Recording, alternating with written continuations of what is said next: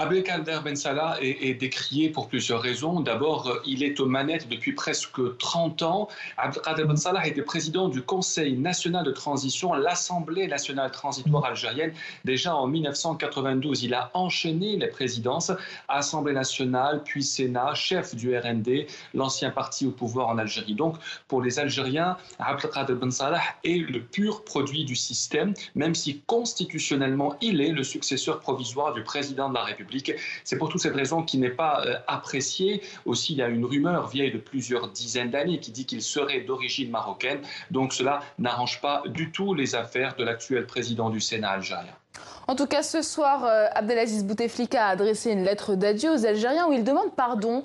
Que faut-il retenir de son message ? Une lettre très longue dans laquelle le président Bouteflika a certainement voulu jouer avec les sentiments. Il a dit qu'il ne pouvait pas quitter les Algériens sans leur écrire.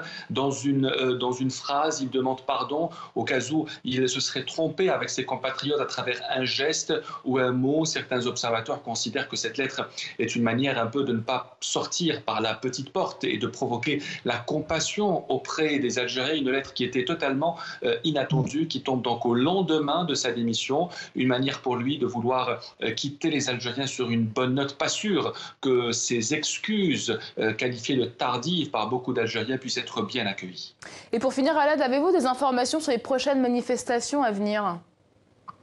Ce que je peux vous dire, c'est que les Algériens sortiront en masse ce vendredi, ça c'est incontestable. J'ai rencontré plusieurs centaines d'entre eux hier dans les défilés de victoire et de joie dans les rues d'Alger. Tous disaient « Nous serons là vendredi ». Un nouveau slogan, c'est celui de « Chaque vendredi, nous allons sortir ». Ça, c'est une claire mise en garde à travers les nouvelles autorités du pays qui sont donc dirigées par le général Gaïd Salah, qui sera sans doute la prochaine personne visée par ces manifestations, puisque les Algériens considèrent que la démission du président Bouteflika est une première victoire, c'est la moitié du chemin parcouru, me disait un manifestant hier. L'autre moitié, c'est évidemment la fin de ce système qui gère l'Algérie depuis 62. Les Algériens se donnent rendez-vous vendredi dans toutes les villes du pays.